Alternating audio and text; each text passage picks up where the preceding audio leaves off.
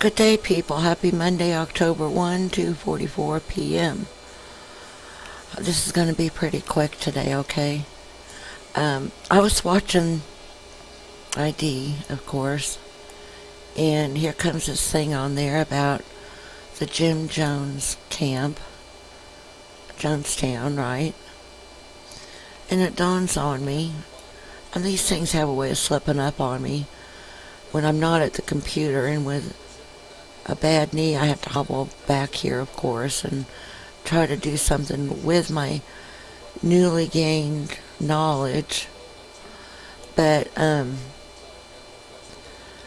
and I didn't get breaks to go with my mom and dad all the time, like his daughter did. I'm sitting there like, where's our break? We didn't get a pack up and go overnight, traipsing off down to the cabin and, kicking up our heels the way she did. That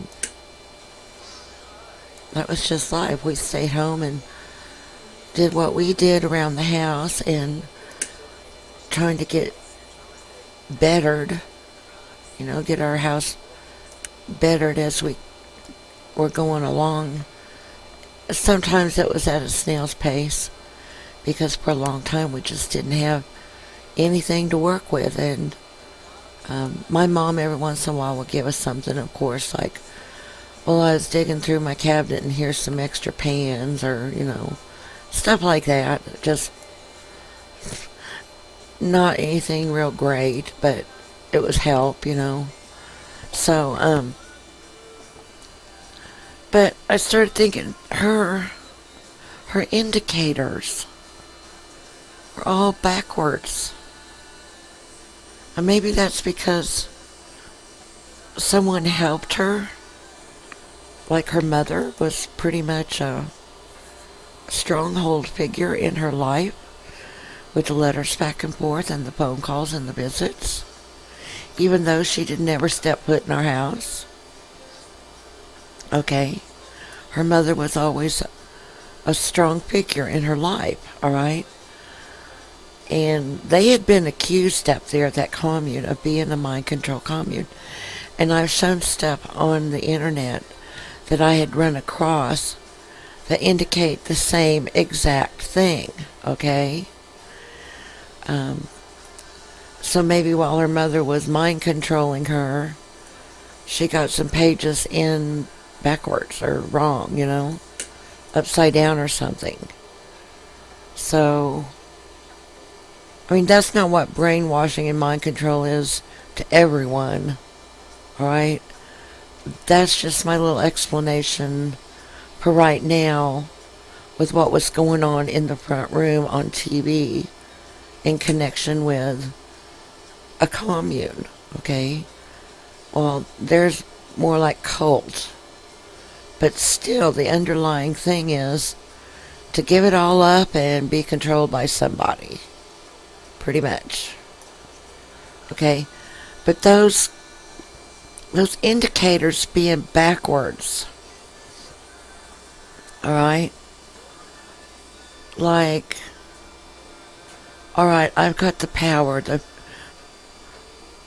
power with me has been made to be known by other people that I will play a role in deciding whether my permanent residence will be where we lived at that time, downtown Sedalia.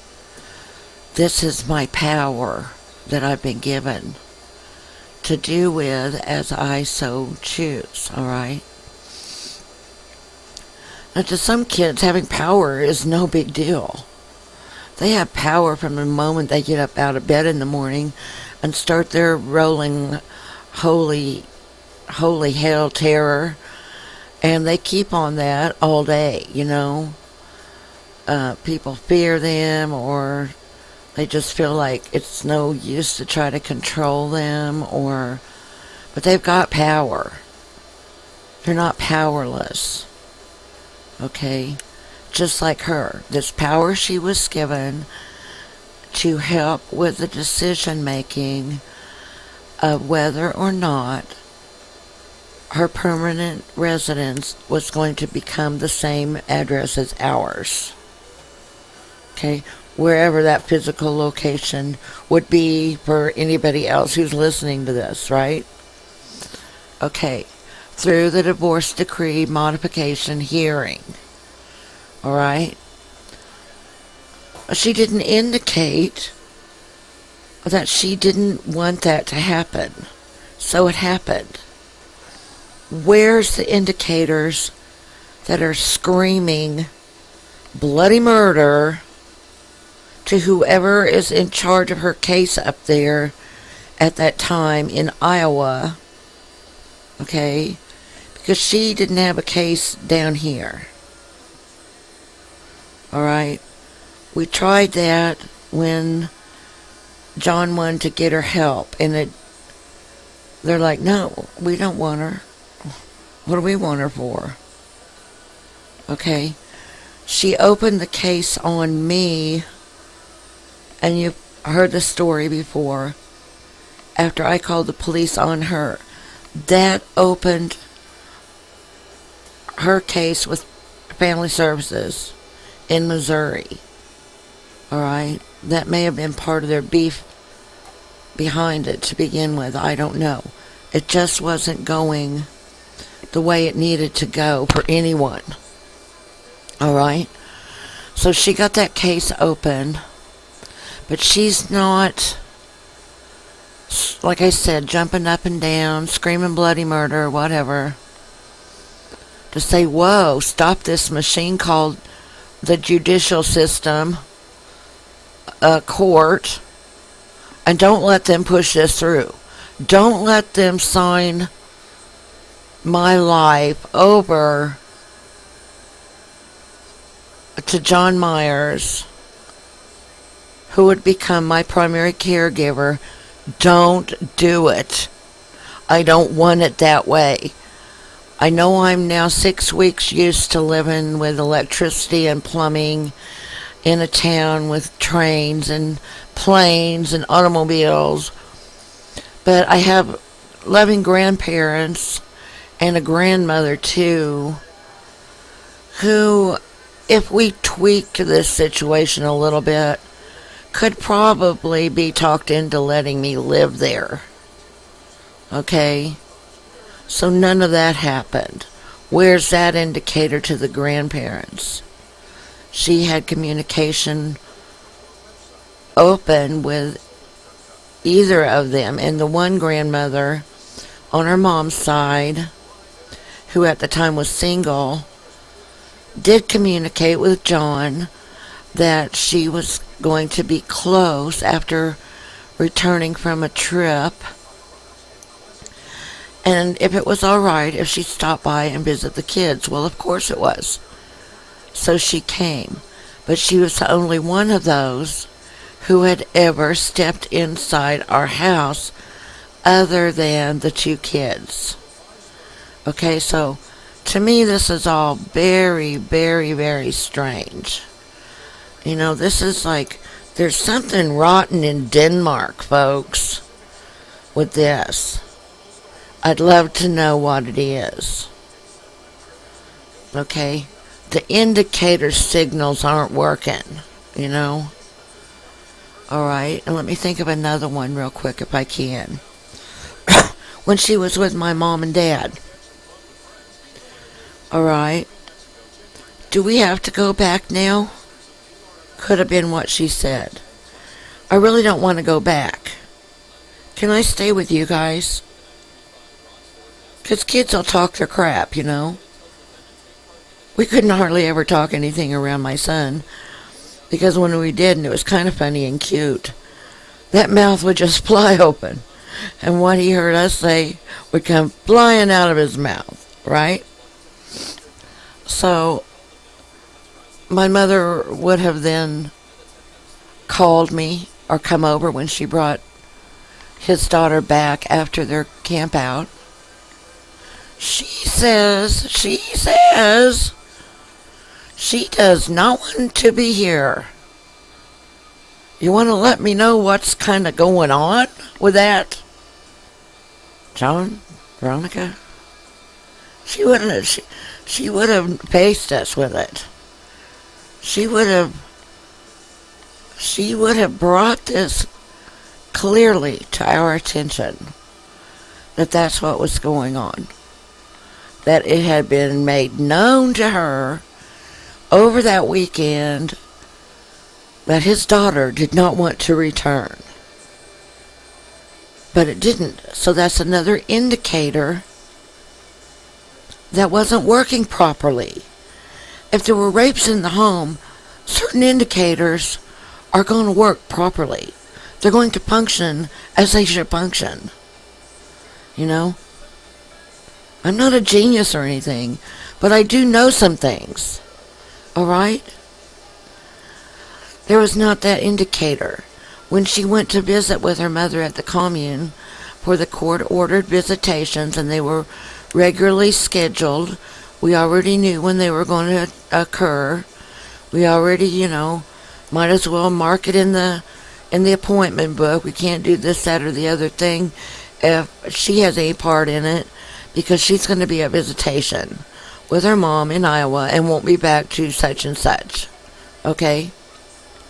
There's no indicators, people. Whereas I can't do such and such thing because I have such and such other thing lined up to do. She didn't do a lot of school activities.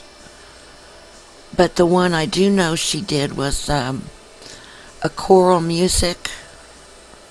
She was in one of the things, and they had a concert.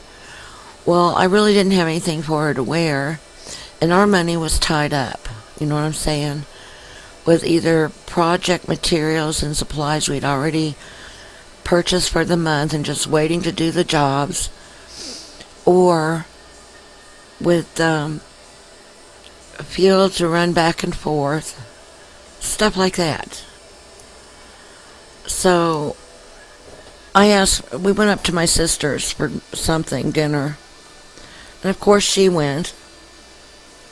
We all went, had dinner. And I'm like, Sissy, do you have any idea if the girls need to get rid of any clothes that don't fit them anymore, they don't want any more, out of style a little bit, whatever, that we can give to Karen?